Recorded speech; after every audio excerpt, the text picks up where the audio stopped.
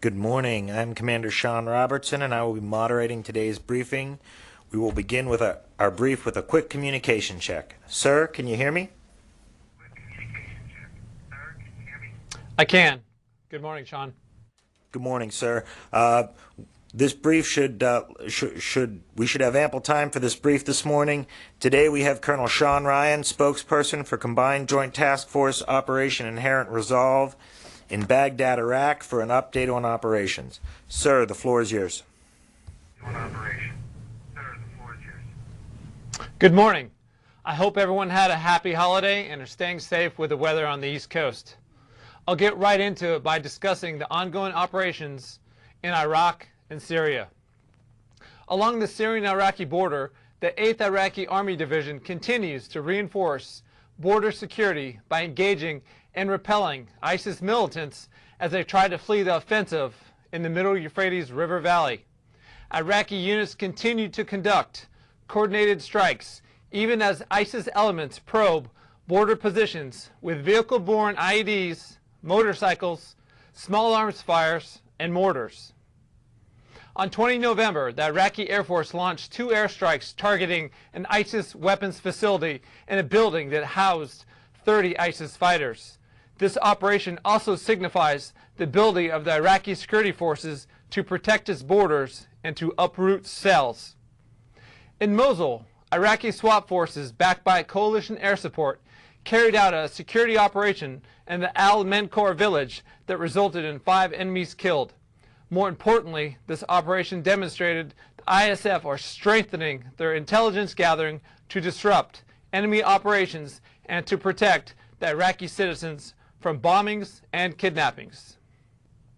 Another example of a successful ISF operation which resulted in the death of an ISIS senior leader, codenamed Kakut, who was known to have planned and conducted attacks in Al-Haider, southwest of Mosul. He was killed in Salah ad-Din province after fleeing from the scene of an attack earlier in the week. Moving to Syria, in the Middle Euphrates River Valley, the coalition continues to support the SDF ground operations against ISIS with air and artillery strikes, pushing back enemy defensive positions and removing terrorists from the battlefield. These strikes have thwarted ISIS counterattacks and ensure they remain contained in the Merv. The SDF continues to set conditions for our offensive operations like staging weapons, reinforcing fighting positions, and channeling reinforcements into the fight. ISIS remnants are fortifying their positions and digging in for a protracted campaign. We should remain patient, as fighting will continue to be intense as we continue to pressure the enemy into smaller and smaller spaces. This is the last real physical terrain held by enemy forces, and they will continue to wage a resistance as they steadily lose relevance. Also in Syria, the SDF arrested a senior ISIS official accused in the involvement in the assassination of Sheikh Bashir Vassal al-Wadi, an Arab chieftain in Raqqa. This targeted operation undermines the enemy's ability to operate in the shadows and allows the SDF to ultimately eliminate sleeper cells that continue to threaten civilians and prolong their demise. The coalition and its partners will continue to fight terrorists and degrade their capabilities. It's important to take the fight to this enemy. We must continue to consolidate our considerable gains. Near Manbij, the alliance between Turkish and U.S. forces in the combined joint patrols allows us to continue to deny terrorists access to this area, which over time has become a community that is thriving. This stability is the direct result of our focus of our NATO ally Turkey and through cooperation with local officials from Manbij. Additionally, U.S. forces are establishing observation posts in northeast Syria to further deny escape routes to ISIS, who may try to flee the Merv into Turkey to the north. These observation posts will provide additional transparency and will better enable Turkey's protection from ISIS elements. ISIS must be defeated, and we must fight them here, because it means our loved ones across the globe will be safer if we do. And this is where the greatest concentration of evil is located. To accomplish this, we cannot walk away. We must stay and work with our partners to develop their capabilities and capacity and ensure they can prevent this enemy from ever threatening Iraq, Syria, and any other country around the world. With that update, I'll be happy to take your questions. For all questions, please provide your full name and agency prior to asking your question. All called upon will have an opportunity to ask one follow-up. Qasim? Colonel Ryan, thanks. This is Qasim Ilari with Anadolu Agency. Colonel Ryan, this is the second time that we are hearing about the U.S. or the coalition training 30,000 fighters in northern East Syria. Once Colonel Dillon disclosed that the United States is training a border security forces, then it was immediately denied by the Pentagon. And then now the PYD has released a statement saying that the coalition and the United States is going to train 30,000 troops, actually SDF fighters, to challenge the Iranian presence inside Syria. Colonel Ryan, can you confirm that the coalition is training 30,000 SDF fighters inside Syria to challenge Iranian presence? I can tell you that, as you know, we have trained the SDF in the past, and their success in the MERV has proven that. They're a capable force, but we're not tracking a physical memorandum of agreement right now, so I'd have to tell you to probably refer to the SDF spokesman for further clarification at this point. And follow up on the outposts along the Turkish border. I know it's a unilateral United States act move, but what will be the role of the coalition in that? And has the coalition consulted with the SDF about those outposts? No, we have coordinated with the Department of State and have briefed Turkey on these operations because these are on the Turkish border. Thank you. Lori? Lauren Milroy, Kurdistan 24. Thank you very much, Colonel Ryan, for doing this. You mentioned the killing of Katkut in Salahuddin. Could you tell us more about who this person is, where he's from? Sure, Lori. Thanks for the question. I should say doctor. He is Iraqi-born. Of course, he was killed in the Salahuddin province. He led a mortar detachment. He was known as an ISIS emir that held various leadership positions. And of course, more importantly, he attacked and killed and injured Iraqi civilians, and he had to go. So it's another example of a close coordination where the senior leaders are being eliminated, and that only helps the progress of the coalition. Thanks. And a follow-up on the outposts. Turkey has said it objects to those outposts. Has anyone managed to work something out with Turkey to see their value?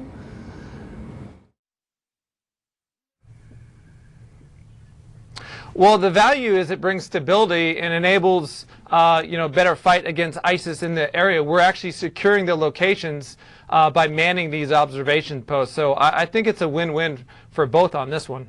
Have you got Turkey to agree to that? Yes, Turkey was fully briefed on this. Brian? Hey, Colonel, thank you for doing this. Have you seen, now that these outposts are being set up, have you seen continued cross-border attacks from the Turkish side or from the Syrian side? Or is that stopped? And I have one additional question on Hajin, if I can. Okay. Well, in the last week alone, we've probably seen over 100 strikes of sorts, munitions, not anything specific, into our area.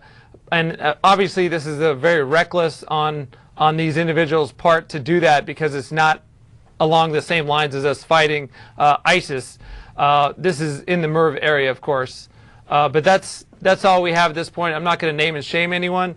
But there's going to be a press release out on this tomorrow, so there'll be more information involved in that.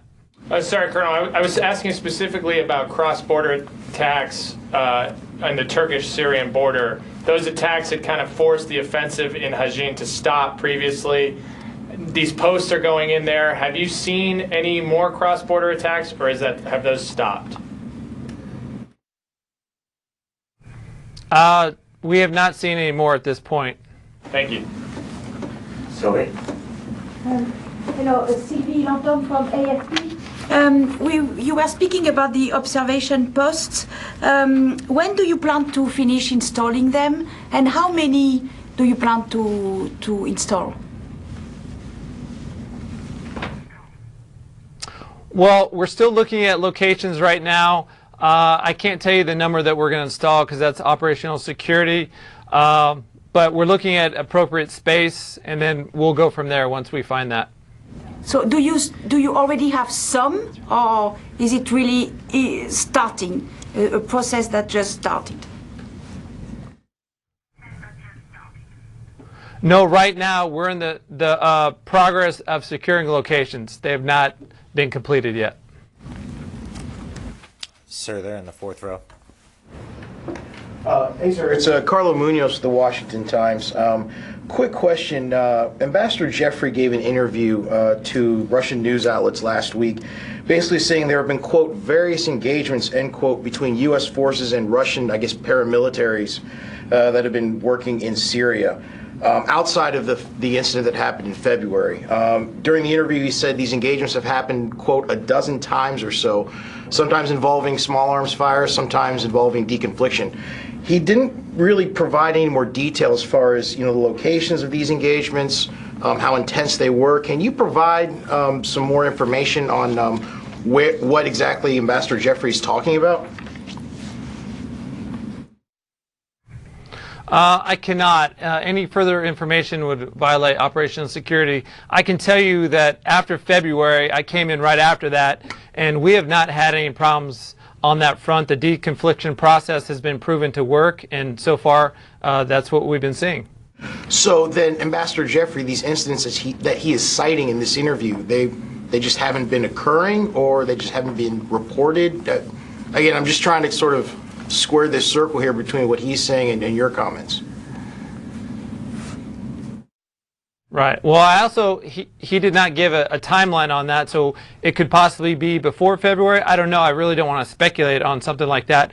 All I can tell you, since I've been here, we've used the deconfliction process, and we haven't had any serious incidents.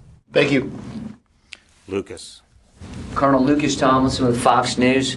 What can you tell us about this large ISIS counterattack in eastern Syria recently?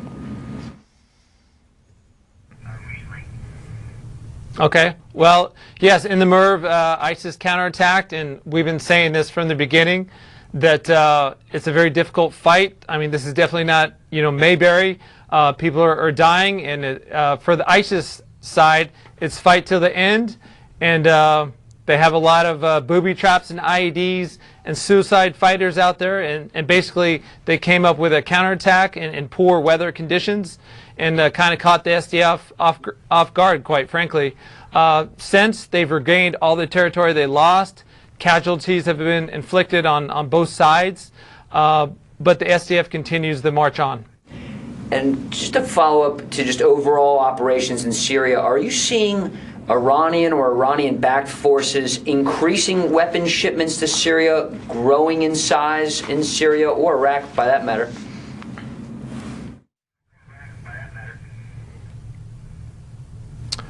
No, I'm not tracking that right now. So there's someone out there that might be tracking that, but definitely not from the coalition side.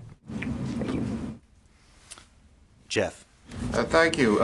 Colonel Jeff Shogel with Task and Purpose. I believe you mentioned there's going to be a news release tomorrow about munitions being used, and I'm wondering, can you say, what is this about? Are you saying that actors are doing airstrikes and artillery strikes close to U.S. forces and the SDF?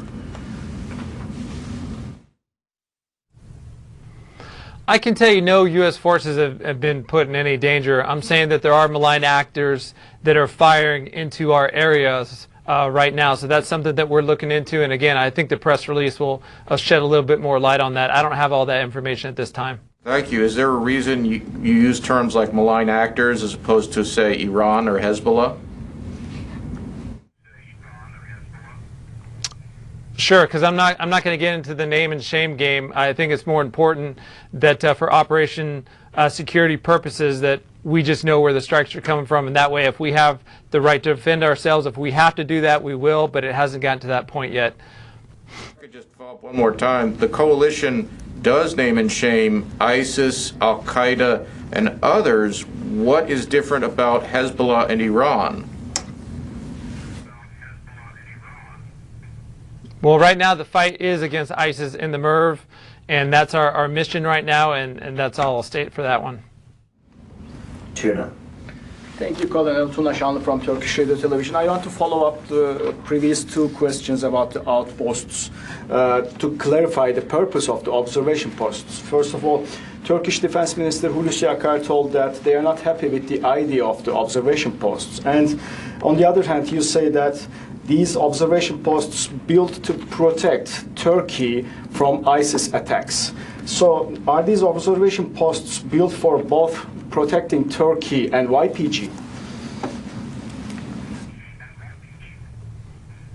Well, what it does is it's committed to the security in the northeastern Syria region, and it takes Turkey's security concerns as well. So that's important. They're a NATO partner. They're also a coalition partner. So if we see any ISIS coming into that area, they're the first ones that we're going to call.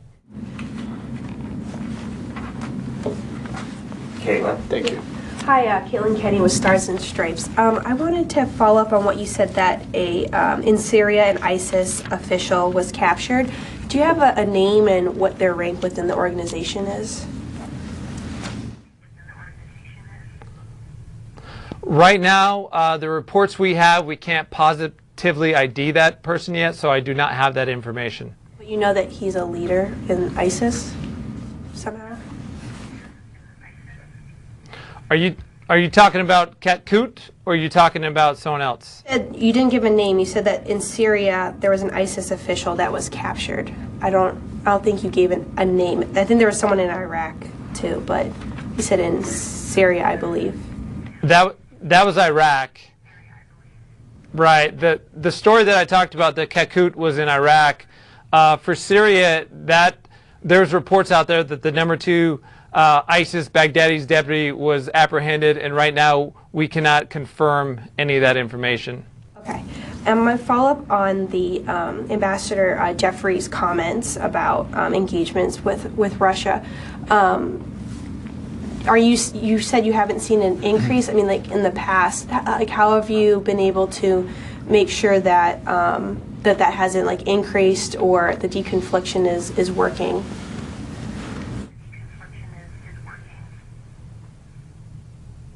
Repeat that again, please. Sorry, I'm kind of all over. I guess, like, you said there hasn't been any incidents since February with Russia in attacking American forces? Or, like, clashes between the two? Correct. Since February.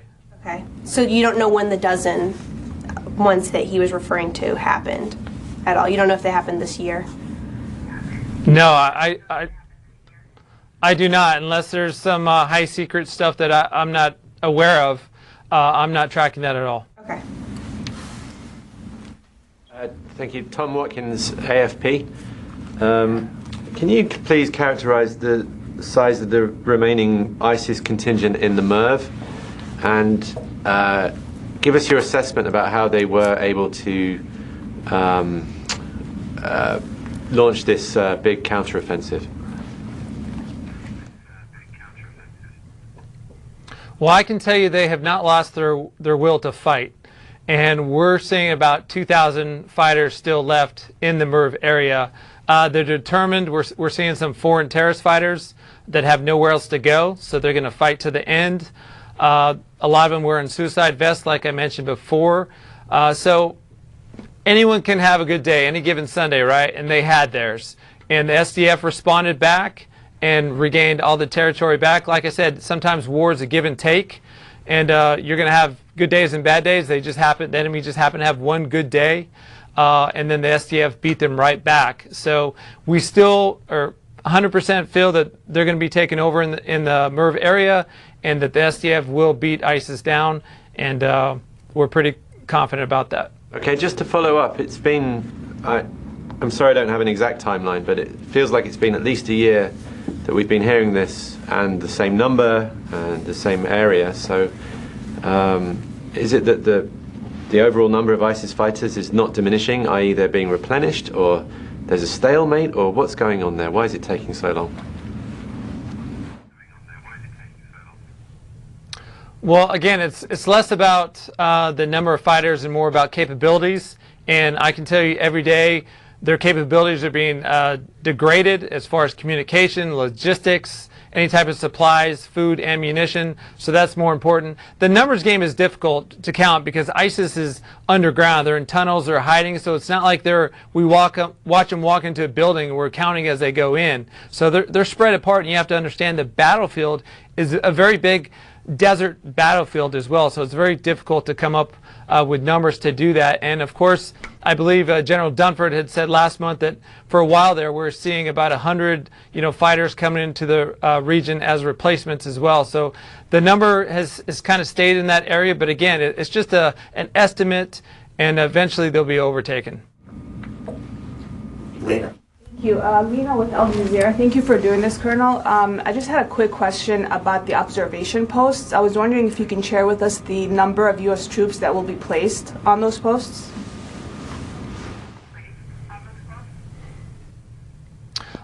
I can't give you that number for observation, for OPSEC, obviously reasons. And again, keep in mind, a lot of questions on these outposts, but this is still very new. Sometimes you have to build the airplane in flight, and we're going to figure this out, and we're going to come up with the best solution to provide security in that region for both ourselves and for Turkey. Anybody who hasn't asked a question yet that still wants one? All right, Carlo. Hey, sir. It's Carlo Munoz again with the Washington Times. Just wanted to see, there have been also reports that the United Nations is considering sending in weapons inspectors to investigate claims of the use of chemical weapons in Syria. What I wanted to see was, has there been any interaction between UN officials and coalition officials as far as facilitating that trip? What kind of force protection measures would be taken, and if so, would they be provided by the coalition, or would it be provided by groups like the SDF or anything like that?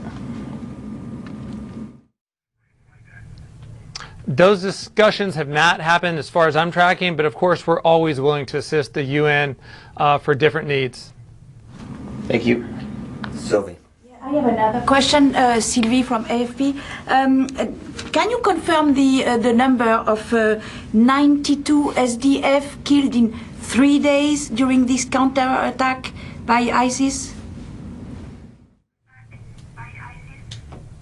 I can tell you there was losses on both sides, but we're tracking the casualties for SDF around 80. Okay. Thank you.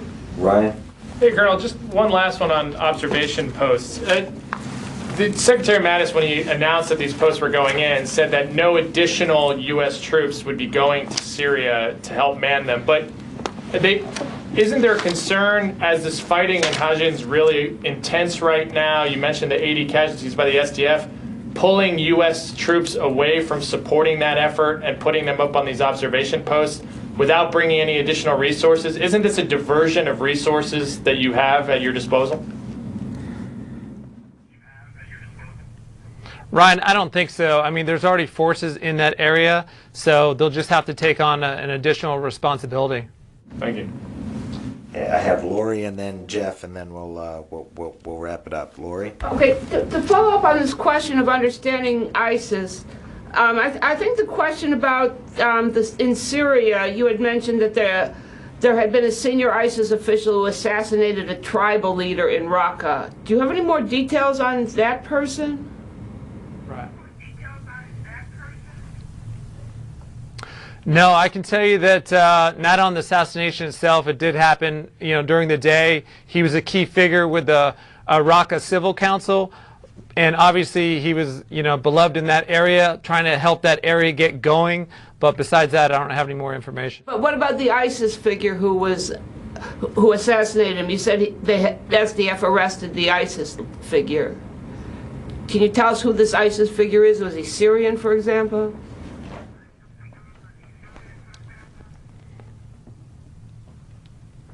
I'm sorry, say that again, Lori. You said that in your introductory remarks that the SDF had arrested a senior ISIS official who had assassinated a tribal leader in Raqqa. And I think the earlier question in mine as well. Can you tell us more about the senior ISIS official who was arrested? Was he Syrian, for example?